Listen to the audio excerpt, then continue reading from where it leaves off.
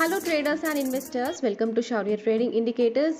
ఈ వీడియోలో మనము 25th నవంబర్ కోసం Nifty and bank Nifty support and resistance level చూద్దామండి. అండ్ అలాగే డే టైం ఫ్రేమ్ ప్రకారంగా బ్రేక్అవుట్కి రెడీగా ఉన్న అండ్ అలాగే సపోర్ట్ అండ్ రెసిస్టెన్స్ లెవెల్స్కి దగ్గరగా ఉన్న 5 స్టాక్స్ చెప్తా. నేను వీడియోని ఎండ్ వరకు వాచ్ చేయండి, మీకు తప్పకుండా హెల్ప్ఫుల్ అవుతుంది. ఓకేనా?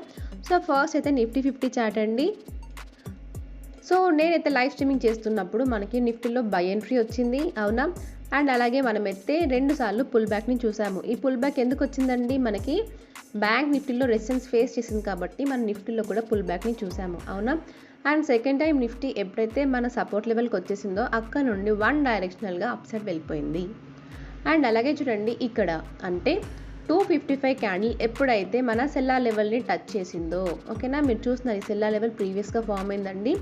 ఆ లెవెల్కి వెళ్ళగానే మనం రిజెక్షన్ చూసాము, అవునా?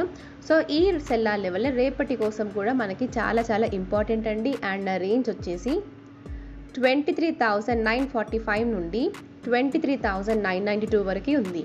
ఒకవేళ ఈ సెల్లా లెవెల్ కనుక బ్రేక్ అయిందంటే మళ్ళీ మనము 24,126 నుండి 24,200 మళ్ళీ ఈ రేంజ్లో రిజెక్షన్ ఫేస్ చేసే ఛాన్స్ ఉంటుంది, ఓకేనా? ఒకవేళ ఈ లెవెల్ కూడా బ్రేక్ అయినా మళ్ళీ ఇమీడియట్గా మనకి రెసిస్టెన్స్ ఉందండి. అండ్ ఆ రేంజ్ వచ్చేసి 24,235 నుండి 24,256 వరకు ఉంది. ఒకవేళ ఈ లెవెల్ కనుక బ్రేక్ అయిందంటే నెక్స్ట్ మళ్ళీ 24,500 వరకు వెళ్ళే ఛాన్సెస్ ఉన్నాయి. అండ్ అలాగే చూస్తే మన ఫస్ట్ సపోర్ట్ లెవెల్ అండి 23,705 నుండి 23,663. అండ్ ఈ సపోర్ట్ కనుక బ్రేక్ అయిందంటే నెక్స్ట్ సపోర్ట్ వచ్చేసి 23,530 నుండి 23,501. అండ్ ఈ సపోర్ట్ కూడా బ్రేక్ అయిందంటే నెక్స్ట్ సపోర్ట్ వచ్చేసి 23,457 నుండి 23,411. సో ఈ సపోర్ట్ రేంజెస్లలో ఎక్కడైనా సపోర్ట్ తీసుకునే ఛాన్స్ ఉంటుంది. అండ్ నెక్స్ట్ వన్ వచ్చేసి బ్యాంక్ నిఫ్టీ.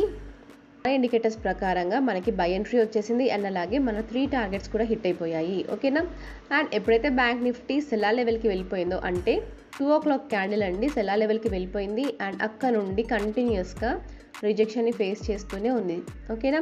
అంటే 1 hour 30 minutes కంటిన్యూస్గా ఒకే రేంజ్లో కన్సాలిడేట్ అవుతూ రిజెక్షన్ని ఫేస్ చేసింది. అండ్ ఆ రేంజ్ వచ్చేసి 51,182 నుండి 51,298. ఇది చాలా చాలా ఇంపార్టెంట్ సెల్లా లెవెల్ అండి మనకి.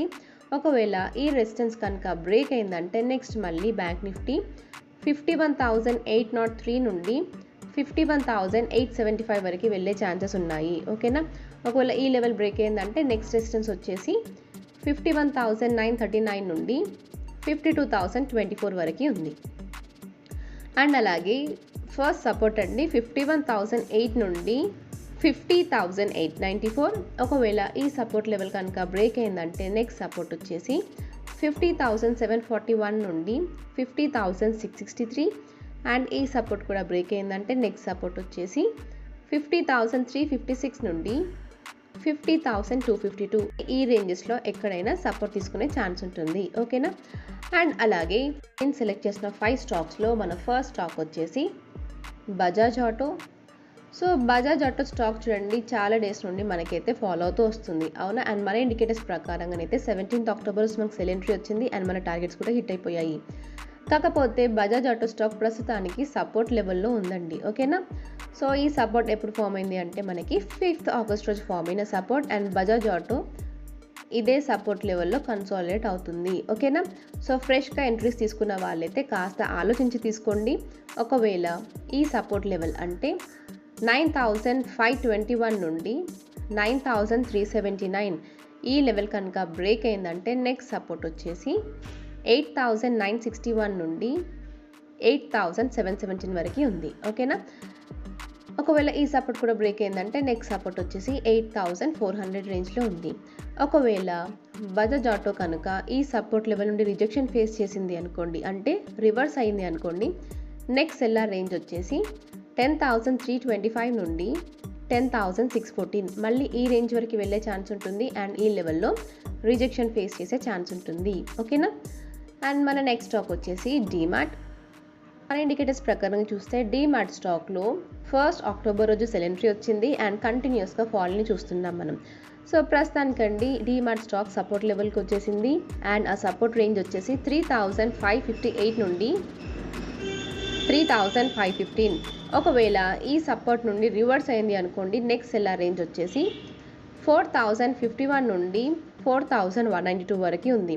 ఒకవేళ ఇక్కడ సపోర్ట్ తీసుకుంది అనుకోండి, మళ్ళీ ఈ సెల్లార్ లెవెల్ వరకు వెళ్ళే ఛాన్స్ ఉంటుంది. ఓకేనా, ఒకవేళ ఈ సపోర్ట్ కనుక బ్రేక్ అయిందంటే నెక్స్ట్ ఇమీడియట్గా మళ్ళీ సపోర్ట్ ఉందండి అండ్ ఆ రేంజ్ వచ్చేసి 3458 నుండి 3307. ఓకేనా, సో డీమార్ట్లో సెల్ సైడ్ ఎంట్రీస్ తీసుకుందాం అనుకునే వాళ్ళు కాస్త ఆలోచించి తీసుకోండి. ఓకేనా, అండ్ మన నెక్స్ట్ స్టాక్ వచ్చేసి క్రిసిల్. ఓకే అండి, క్రిసిల్ స్టాక్ చూడండి, మన ఇండికేటర్స్ ప్రకారంగానైతే 11th అక్టోబర్ రోజు బై ఎంట్రీ వచ్చింది అండ్ మన టార్గెట్స్ కూడా హిట్ అయిపోయాయి. అండ్ ఈ స్టాక్ చూడండి చాలా డేస్ నుండి కన్సాలిడేట్ అవుతూ ఉంది, అవునా. అండ్ ప్రస్తుతానికి అయితే ఈ స్టాక్ సెల్లార్ లెవెల్లో ఉంది. ఫ్రెష్గా ఎంట్రీస్ తీసుకునే వాళ్ళైతే 5611 ఎబో డే క్యాండిల్ క్లోజ్ అయిందంటే మీరు ఎంట్రీస్ తీసుకోవచ్చు. ఓకేనా, అండ్ అలాగే ఈ స్టాక్కి మన సెల్లార్ రేంజ్ అండి, ఇది కంప్లీట్ సెల్లార్ రేంజ్ చెప్తాను మీకు. 5440 నుండి 5611 ఇది కంప్లీట్గా మనకైతే రెసిస్టెన్స్ లెవెల్ అండి. అండ్ అలాగే డౌన్ సైడ్ చూస్తే మన ఫస్ట్ సపోర్ట్ వచ్చేసి 4770 నుండి 4664 వరకు ఉంది. ఓకేనా, అండ్ అలాగే చూడండి ఇక్కడ మనకి సెల్ ఎంట్రీ వచ్చింది కదా. సో నేనేం చెప్తాను, సెల్ ఎంట్రీ వచ్చినప్పటికి కూడా ఒకవేళ సపోర్ట్ లెవెల్ పక్కనే ఉందనుకోండి సెల్ ఎంట్రీస్ తీసుకోవద్దు అని చెప్తాను. ఎందుకంటే సపోర్ట్ ఉంది అనుకోండి, సపోర్ట్ లెవెల్ నుండి మళ్ళీ రివర్స్ అయ్యే ఛాన్స్ ఉంటుంది కదా. సో సపోర్ట్ లెవెల్ బ్రేక్ అయిన తర్వాతనే ఎంట్రీస్ తీసుకోమని చెప్తాను.